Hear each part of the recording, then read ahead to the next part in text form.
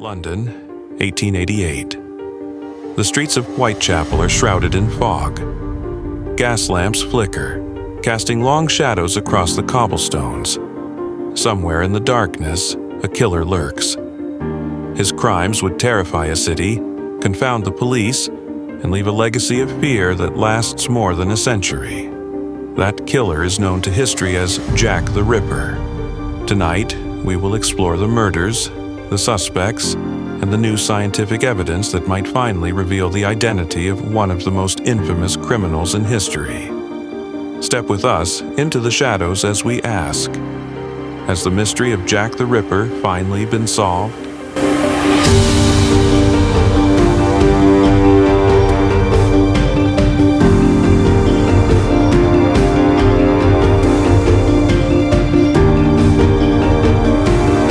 The terror began on August 31st, 1888, with the brutal murder of Mary Ann Nichols. Found in Buck's Row, her injuries shocked investigators with their violence and precision. Within weeks, more women would fall victim, each murder more gruesome than the last.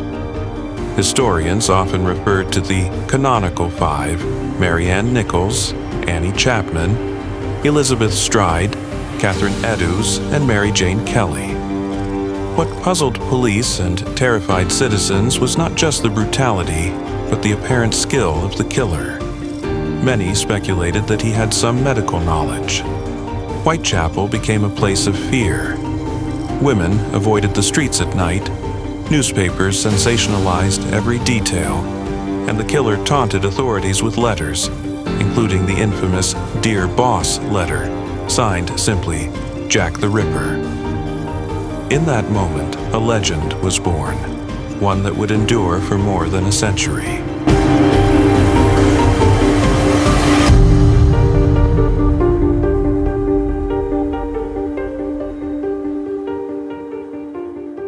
The Metropolitan Police launched one of the largest manhunts in British history.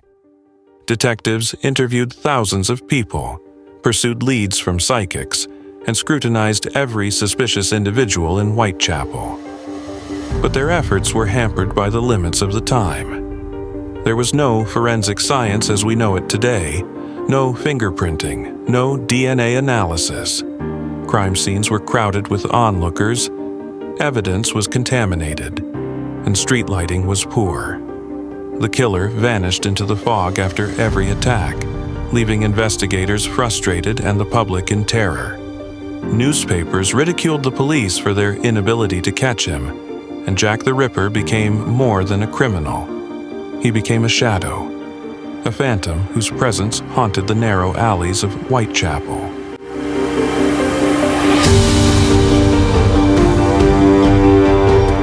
Over the decades, dozens of suspects have been proposed, but a few remain at the center of discussion. One early suspect was Montague John Druitt, a barrister who reportedly committed suicide shortly after the last canonical murder. Some officials thought the killing stopped because he died, but no direct evidence tied him to the crimes. Another prominent suspect is Aaron Kosminski, a Polish immigrant living in Whitechapel who suffered from mental illness and was eventually institutionalized. Police officers later claimed they believed he was the Ripper. Michael Ostrog, a career criminal and conman, was considered but likely wasn't even in London at the time of the murders. Then there are the more sensational theories, like the alleged involvement of Prince Albert Victor, grandson of Queen Victoria, which historians have widely debunked. Finally, some have accused the painter Walter Sickert, whose works were said to reflect knowledge of the murders, though evidence is largely circumstantial. Despite all these theories, Aaron Kosminski remains the most discussed suspect today, particularly in light of modern forensic testing. For over a century, the Ripper case seemed unsolvable. That changed in 2014 when a shawl allegedly linked to the murder of Catherine Eddowes resurfaced. Scientists claimed they could extract mitochondrial DNA from blood and other stains on the fabric. The results were striking. They appeared to match descendants of Aaron Kosminski. Headlines around the world announced that Jack the Ripper had been identified, but experts urge caution. The shawl's authenticity is disputed. It had been handled by countless people over more than 100 years, breaking the chain of custody. Mitochondrial DNA is not unique and could match many individuals. Contamination is also a serious concern. While the evidence suggests Kosminski could have been the killer, it is not definitive. The debate continues, keeping the mystery alive.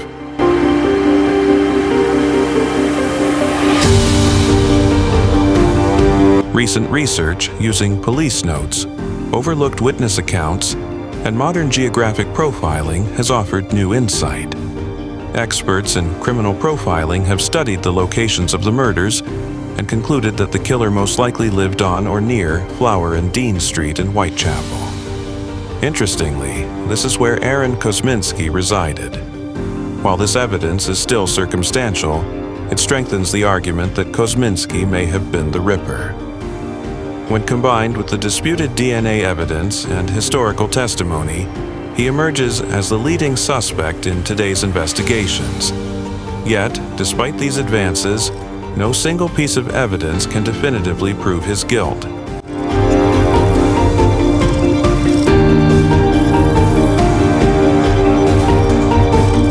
So, has the mystery of Jack the Ripper finally been solved? Perhaps, perhaps not. We have a prime suspect, modern forensic analysis, and compelling psychological and geographic profiles. Yet, more than 130 years later, the Ripper remains a shadowy figure in history. The streets of Whitechapel, once filled with fear and smoke, hold secrets that may never be fully revealed. Some mysteries, it seems, are destined to endure. Thank you for watching Mystery Vault. If you enjoyed this deep dive, be sure to like, subscribe, and hit the bell so you never miss an episode. Until next time, stay curious and stay safe.